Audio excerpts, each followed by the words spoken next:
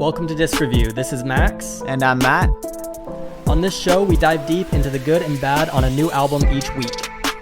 Join us as we go track by track through some hand-picked records. This week, Charlie Puth's Voicenotes. I need to take a second and talk about how I even stumbled across this album. I'm sure that I'm the last to hear this because it's such a popular album and there's so many good songs on it. But I have almost no knowledge of what goes on in the pop genre. Yeah. But I was scrolling on Instagram and I follow a lot of music production pages, and it was recommended to me some videos done by Charlie Puth, and I was shocked at how smart he is. I had no idea that he was such a good music producer and such a good vocalist. So I kind of went into a rabbit hole of all his content. I've also done the same. I mean, I'd already been listening to his music for a while, but he's been putting out a lot of content on platforms like TikTok, and I also have seen some of his videos, and he's clearly super talented. He knows what he's doing, and he's clearly put a lot of effort into learning how to do some really impressive things through songwriting and music production. Seemingly a lot, all on his own, and it's pretty cool to see someone who really cares about the art so much and wants to share to his fans, how he creates this stuff. So I'm glad you picked this record. I'm excited to talk about it. You have any opening thoughts here? Well, just so everyone knows, me and Matt kind of switch off picking albums each week. So next week it'll be Matt's turn to pick whatever album he wants to review, and we'll talk about that. And this was my pick for this week, which is not what I typically listen to, but I was pleasantly surprised. I think this album is interesting. It is fun, and I'm excited to get into each track. But before we do you want to hear a couple fun facts about Charlie Puth that I read about while I was researching him? Yeah, go ahead. So our boy is a short king at 5'9", which is my height. So another thing I saw about him, I'm sure you've seen in his pictures, he has like those eyebrow slits. Yeah. So I read that those are actually scars from a dog that bit him when he was a kid.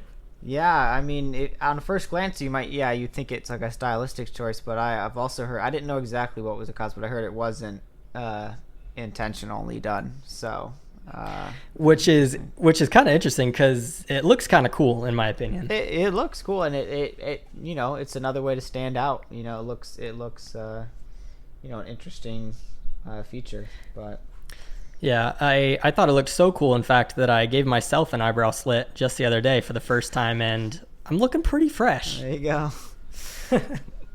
A couple other things. Did you know that when he was in 6th grade, he made $600 going door to door selling his homemade Christmas album? That's not a bad haul. That's more money than I've ever made on music. Wow. All right. Clearly he's been doing this his whole life. I mean, he's been working hard, Yeah. And my last thing I'll share about him is that he has perfect pitch. Do you know much about perfect pitch? I mean, I saw videos of him telling you, he'd hear something and tell him what note it is. You can just identify the correct note just by hearing it. Insanely hard to do. Yeah, I'm pretty sure it's like a super small percentage of people who can actually do it. I think you have to be. I have no idea. Yeah. Prepared for that, that's tough. Yeah, and I think it shows a lot in his songs, which we'll talk about, because I think he has a really good understanding of the notes that he uses. But I'm ready to get into it if you want. Yeah. Let me pull up the tracks.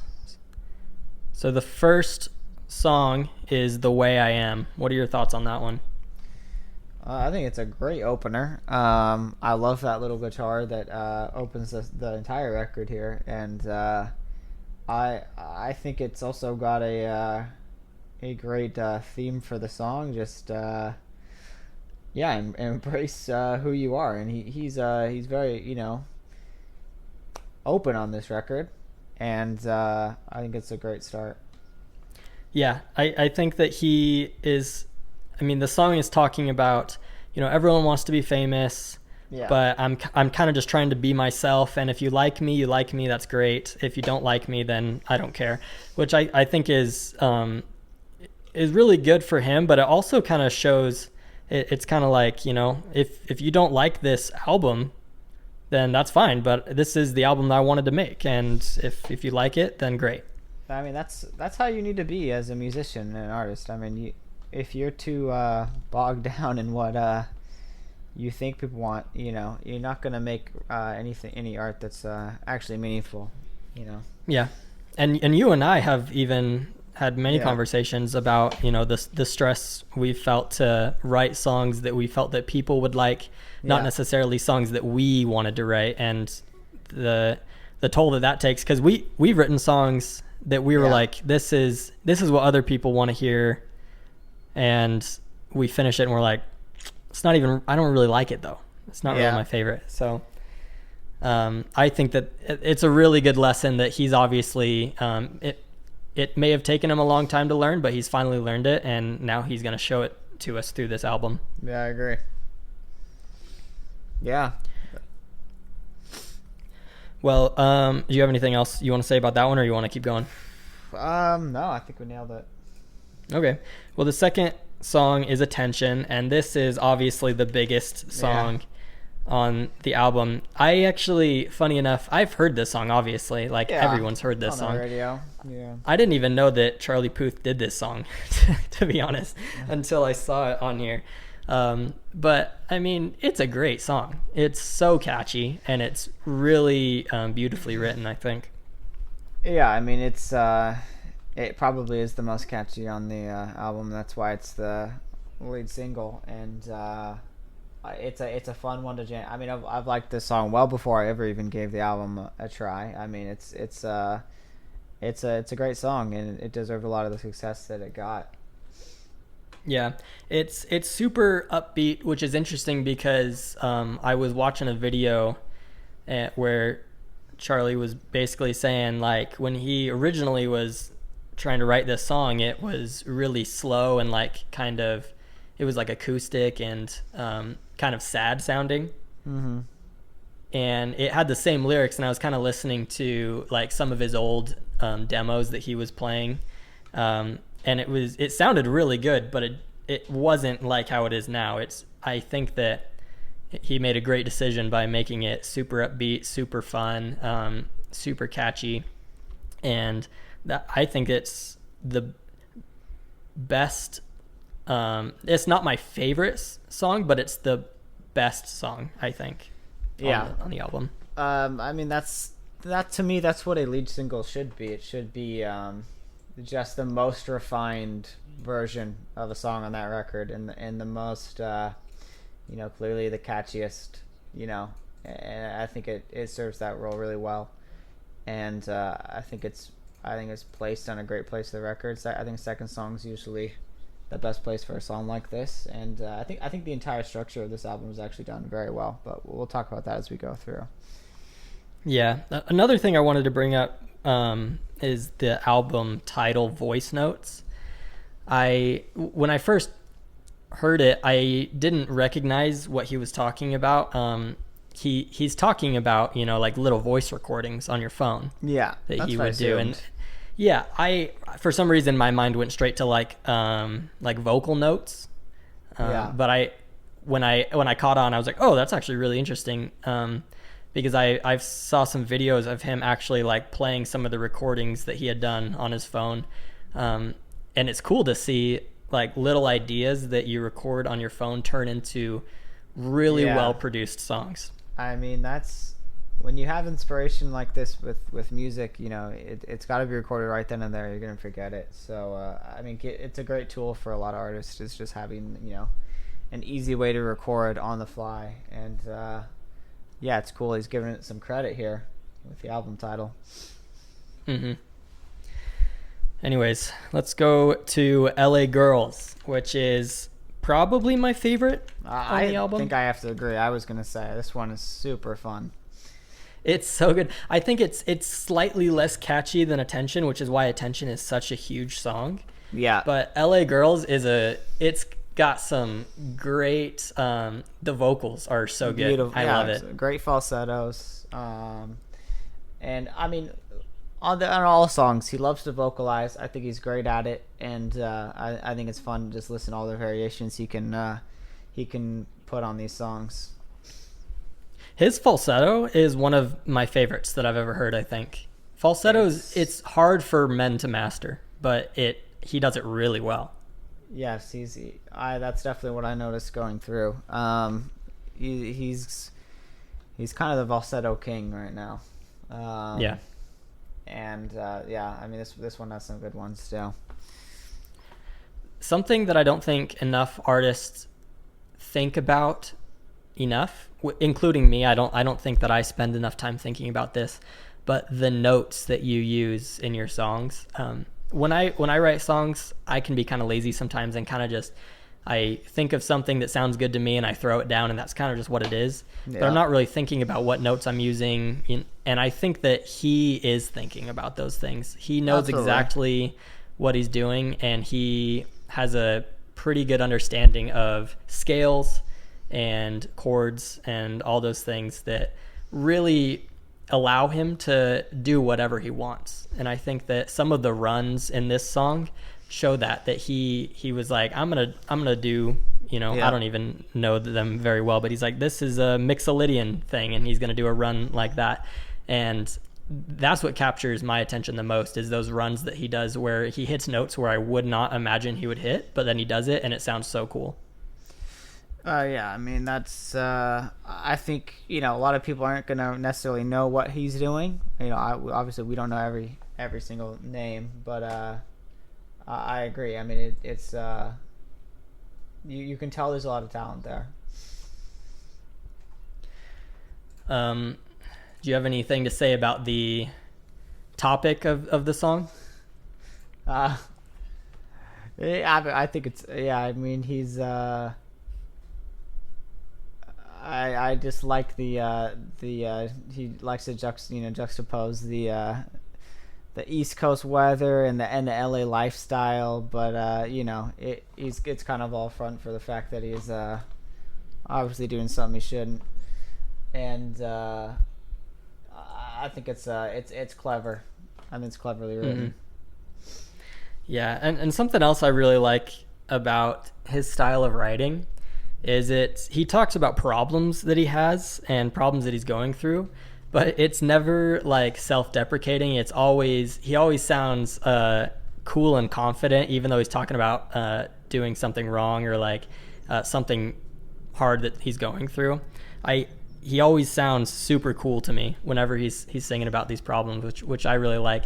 I probably listen to way too much emo music because every song I'm used to is like talking about how sad you are about your problems, but he seems very confident. Yeah, he's never very he feels very secure, and he's not really delving deep into like personal traits as much as some of the music you're talking about would.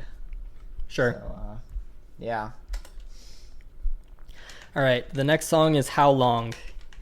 This one is not my favorite, but I don't think it's bad at all. I think that it's still catchy, and the vocals are obviously on par with the rest of the album. What do you think about it?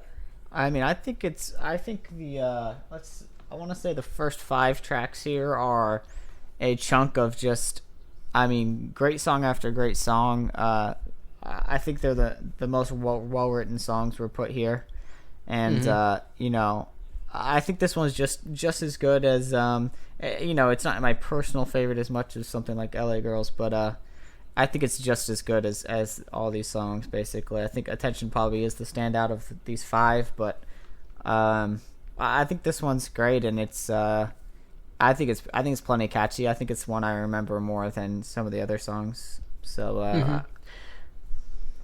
yeah, I think it's mainly just the lyrical content isn't as interesting to me on this one. It's kind of talking about you know, his girl is cheating on him, right? Is that what it's about? Yeah, I mean, I think there's a couple songs like that on here, and I don't know. I think the chorus is great. I think the production is done really well. The way it gets you to groove along with it during the chorus, and I don't know. I like it. To me, some of the best stuff on this record is just the way he can make, you know, all the songs sound so similar in production, but they all stand out, and I think that's a testament to a good album. And you know, they've all got very, you know, they're heavy on the guitar, and they're groovy, kind of like disco beats. And of course, he's got, you know, he's mostly is driven by his voice, his vocalization. But I think a testament that still, you know, each song sounds distinct and catchy enough that, like, I can read the lyrics here and know exactly what the melody is. You know, that's a testament to a good album, because it's well written, but it all is cohesive. And it's also interesting that even songs that aren't your favorite and you don't listen to as much, for me, I find myself like singing them when I'm just walking around, and I'm like, how did this song even get in my head? It's so catchy that I only listened to it a couple times, and I'm singing it without even realizing it. Yeah, I like this one. I mean, I don't have as much to say, though. I agree, and but we can go ahead and move on then to "Done for Me," which is that's the song I heard that got me. I'd already heard Attention on the radio, of course, but I didn't know what record it was on. But when I heard this song on the radio, I was like, all right, I need to go check out this record, and this is the one that got me listening. I love this song. Yeah, I mean, it's a I think it's a great use of the duet, and I think it's cleverly written as well. Yeah, it's featuring Kehlani. Have you ever heard of her? I've never heard of her. A little, but not very much. Well, either way, I mean, she's a great vocalist, and you're right, the duet is really good. And this is another one for me where the runs and the melodies are so good.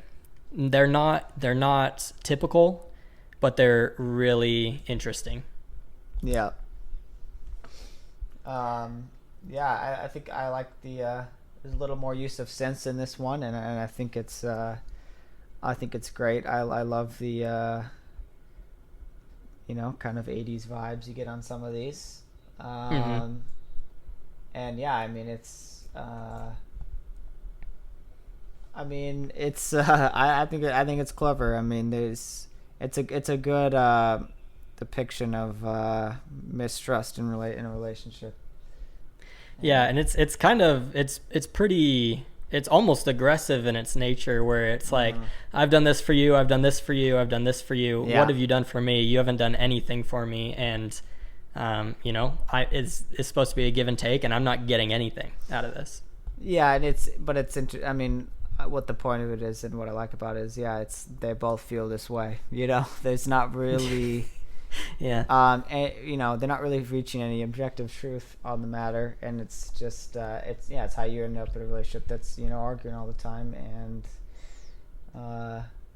is no good here. So I mean, it's a great song, and I think it was a great single.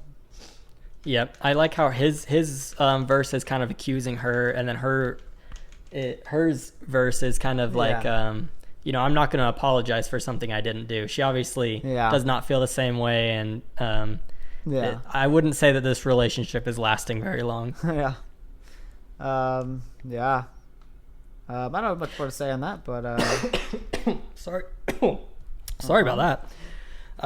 No, I don't really either, but I think that the next song, it kind of piggybacks off of this one in a really interesting way, because Done For Me is a little more sassy. It's a little more, you know, upset. But then this one kind of takes the same type of themes, but places it in a much more positive light. The next song is Patient. Yeah. And it's the slowest, softest song on the album. And he's kind of just saying, like, I know I'm not perfect. I know I'm not what you deserve, but please be patient with me. I'm trying to work it out, and I'm getting better every day. Yeah, I like this song a lot. I think it's got some great melodies and some great vocals. And I think what's interesting to me about this song is I feel like once you reach track number 6 on a record, you can kind of phone it in, and some people do. They stop once you get past the chunk of singles. You don't have to release a song as good as this song is. I think it's not a single per se, but it's just as well written and catchy, and I think it's a testament to how good this record is. Yep. You can't make a good album that doesn't have give and take and kind of like ups and downs. Yeah. I like that it hits you hard with some good, upbeat, fun songs, and then it brings you down, gives you some time to breathe and kind of just soak it in, and then it'll pick up later. Yes, I think every album should have a flow like that. You want to weave in and out of different moods while you're listening to it. And I mean, this is the format I've seen a lot in records and records I really like is around now. Yeah, slowing it down, and I think this is a great slower song, and it's similar in style a little bit to the next one, If You Leave Me Now. And yes, that's true. I mean, it's more vocal. It's not as like upbeat and drums and and instrumental. It's more about the vocals here. Yeah, and you know what? I might have been wrong. If You Leave Me Now might be the slower, softer song, because it is. They're close. The whole thing. The whole thing is a cappella, is it not? Yeah, I believe. I mean, I don't know exactly if there's. It's only. I believe so. I don't remember. If it's not, there's very minimal. Minimal instruments. But it's featuring Boys to Men, and I have to be honest. I'm not a huge Boys to Men fan. I think that they've got great voices, but I didn't think that it did. I honestly might have liked the song better if it was just Charlie on it. I thought they gave a great performance, and their acapella skills is what allows this song to stand out. Though I like the the bass notes they're putting on. I think they nail, and I mean I don't think he really almost ever needs a feature. He's so strong on his own, but I like this. I like this one, and it's. They bring their own style to the song that I think probably would be absent without them. Yeah, in that regard, I appreciate it, but it's not necessarily my favorite off the record, but I still think it's good. Yeah, and like I said, I mean, they've got great voices. There's no debating that. I think more just a stylistic thing for me. It's not my favorite direction, but it's not bad. Yeah, it's changing genre a little bit, which is probably why. I mean, this is it's a lot more R&B soul. That's what they do. So it's a little. It more almost that. reminds me of like a cappella gospel music. It's more that. So I mean, that's why this one feels the most like a departure. But anyways, we can move on here to Boy. Boy, oh boy, do I have a lot to say about this one. Yeah. This song sounds like a meme almost to me. Kind of like it would be a Tiny Meat Gang song. Yeah, it's funny. Yeah. I mean, it can be taken seriously, and I think that if you're not really paying attention to the lyrics, it sounds very serious. And maybe, I don't know, maybe it was meant to be taken 100% serious. I have a hard time believing that just because of some of the lines in there I think are so goofy, but the line that sticks out in particular is the one where he says, "You won't wake up beside me because I was born in the 90s." Um, and there's another spot in this song that I can't remember. I think it's on. Oh, it's the next one, Slow It Down, which we'll talk about in a minute. But Yeah. he talks about how the girl is a little young for him. And I think that that's so funny coming off of a song where he's talking about he wants to get after this older woman and she doesn't want to date him because he's too young. Yeah. That is interesting. I mean, look, this song I think is instrumental is great and it's very catchy as well. They kind of all are. I'm trying to find something unique to say about this one, other than that. But I mean, this is one reminds me of one of the most though, just because it's catchy. Me too. It reminds me. Do you remember? You used to listen to 5 Seconds of Summer, right? Yeah. You know that song they did, 18, about how he just wanted to turn 18 so that he can go hang out with this girl. Yes. This almost sounds like the grown man version of that song, and I think it's so funny. Yeah, it is. It's the same vibe. It's the same topic. Yeah.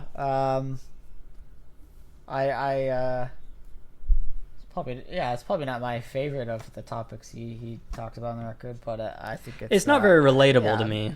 It's not, but I think it's fine. It's a lot of this album we're just trying to have fun here. I'm not. Yeah, and it definitely accomplishes that. I like the song a lot. Yeah. Anyways, we can talk about Slow It Down then, huh? Yep. Slow It Down is kind of almost an opposite of Boy, where Boy is kind of like an upbeat, like, yeah, let's do this. Let's, give me a chance. This one's kind of like, all right, slow it down. This isn't going to go the way you think it's going to go. Yeah, he's, give me a second. Yeah, I mean, it really is an opposite. It's funny to me now that you're talking about this. It's weird that they're placed right next to each other. It's just funny. But I mean, this one is just as catchy as these other ones here. I mean, it's incredible how good these choruses are. Every time, whenever I read one of these choruses, I know exactly what it is here. And I mean, I think this one's not my favorite, but anyways, what do you have to say about it? Well, I think that it definitely shows some maturity on Charlie's side to write a song about how this girl, who's definitely not like, she's not too young. She's 23, I think he says. Yeah. Which, is an adult and totally fine. Yet he still feels almost like he would be taking advantage of her because of, his age, his position, who he is. He kind of feels like, this doesn't feel right to me, and I don't think we should pursue anything because you're a little young for me, and I'm on a different, I'm in a different place, and it's just not. It's not going to work out. I think he shows plenty of maturity on the record, and I agree. This is one of them. Okay, Change is next. Yeah. I mean, you go ahead. I don't want to hurt anyone's feelings, but I don't think this is a good song. I think what no one can say they don't like the message. I love the message. Exactly. I mean, exactly. It's a question that everybody's been asking. Why can't we just get along? I absolutely agree. I wish we lived in that world. Unfortunately, one bad person could ruin it for everyone, and that's why we live in the world we do. And I think it's one of the least catchy, which is why I don't come back to it as much. But I've never been a huge fan of generic, like, let's just be better songs, because it's not really accomplishing much. That's exactly my point with this one. It's kind of just saying, yeah, what if we were just good? Yeah. All right. No one's gonna change. No one's gonna. Yeah. It's got a great message. I mean, you can't hate on the message. It's just, I love the message. let's just be nice to each other and let's make this world great. And it's like, yeah, but also this sounds like a Sesame Street song. It's so generic in its messaging, and it's so I mean, it's like it's spoon feeding you every line. It's like, yeah, and then, you know, open your mouth. What if we were good? Yeah, you like that? You like that? What if we were nice to each other? And it's like, okay, yeah, I agree, but not my favorite. It's not a bad song, and it's just not. It's just I think that like music can put you in someone's shoes, and I feel like that's a more powerful way to show someone that they should have compassion rather than just saying have compassion. I feel like it's not the most effective way. I mean, people need like a personal, relatable thing to attach, that to, instead of feeling like you're being like lectured at. I feel like why a lot of people don't like songs like this, and why, but like people like the anecdotal stories about like someone in hard times, and that can inspire compassion. And I mean, that's just I think it's written well enough, but I love the message. I just think it's not the most effective way of preaching this message, I guess, in my opinion. Yep. I think that if he had maybe written the lyrics just a little bit differently, to be less of telling you that we should all be good, more of just like I don't know, if he had been a little bit more clever about it, I think I would have liked the song a little bit more, Not to say he's not a clever writer. I think that some of these have great lyrics on the record.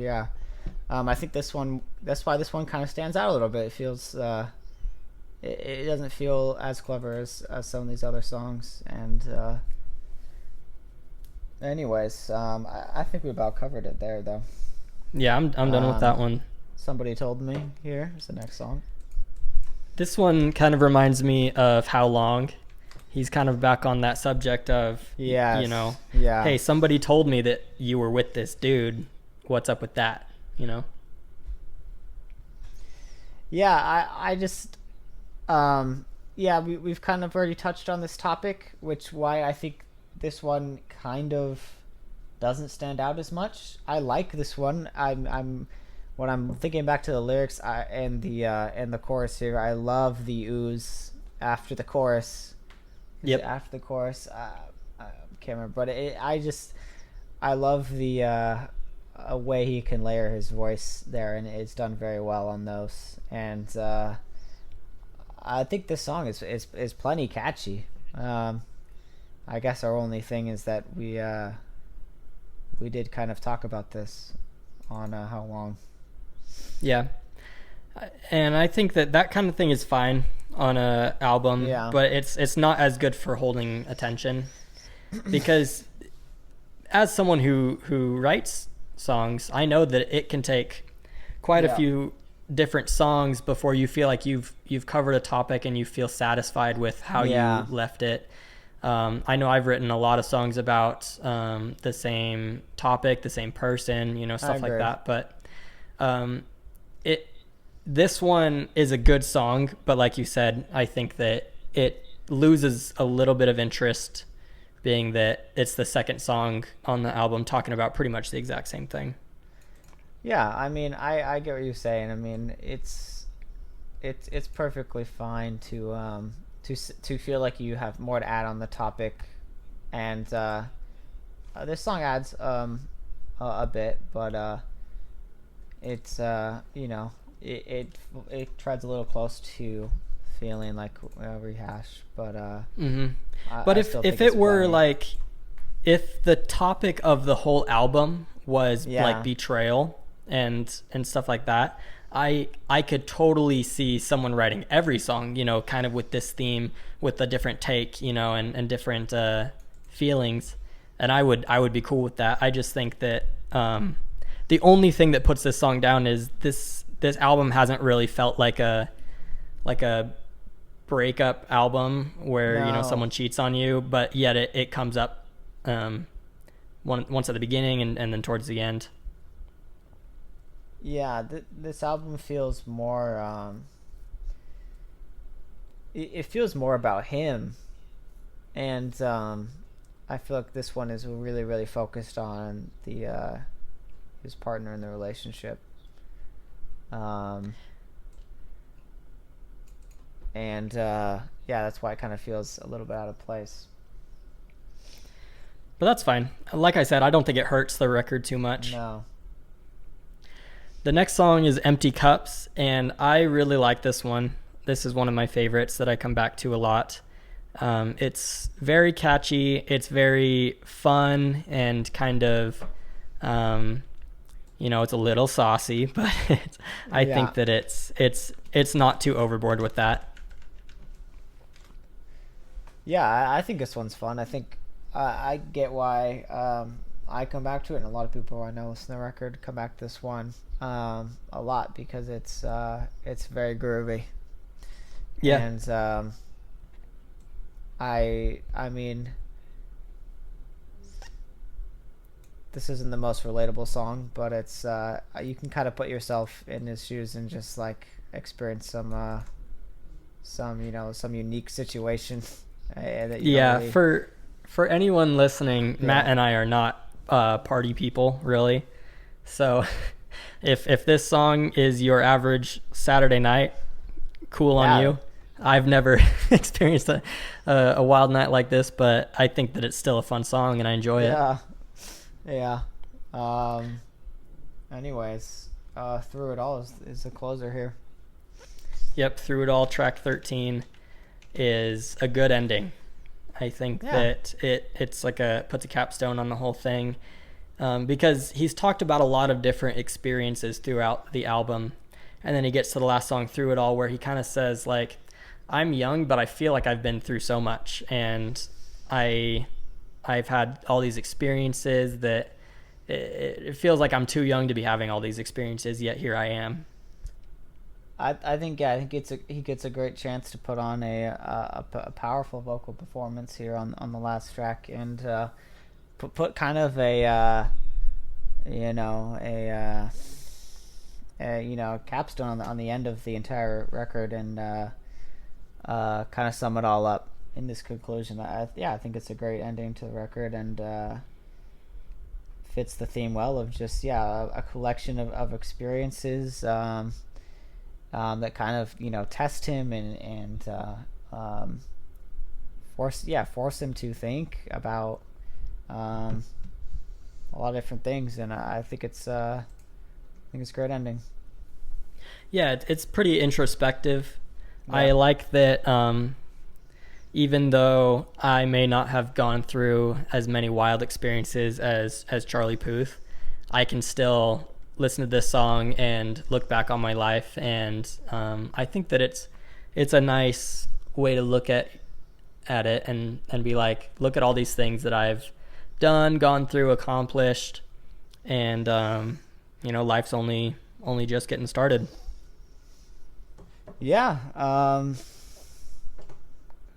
Give me more Charlie Puth records here. That's what I'm saying. Yeah. I think closing thoughts on the album and the score here. What do you think? I think that this album is catchy and extremely well produced. The vocals sit on the top of the mix perfectly. And even as an outsider to pop, I don't listen to this type of music that often, but even as an outsider, I enjoyed it a lot, and I would give it a 7 out of 10. Yeah, I worked really hard to find nitpicks on the record, but it truly, I don't really feel like any of them really hold the album back really at all. I think it's so powerful of just a collection of a great production. Like you said, it is produced impeccably, and there's a lot of effort put into the songwriting, and I think it's a great record. I'm going to come back to it for a long time, and I'm happy to slap an 8 on this one. and Nice. I hope to be able to talk about more Charlie Puth somewhere down the road here. And I think I'm glad you picked this one. Yeah, I think that if he comes out with a new one here in the future, we should definitely Absolutely review it right when it comes out. I think that would be really fun. Yeah. Anyways, though, thank you everyone for listening. We really appreciate any and all feedback. I saw that our last video had a comment from Simon who gave us a couple good suggestions on albums to review, so we'll have to look at that and hopefully get one out to him real soon. But yeah, leave suggestions for us. We would love to hear it. Thank you, guys.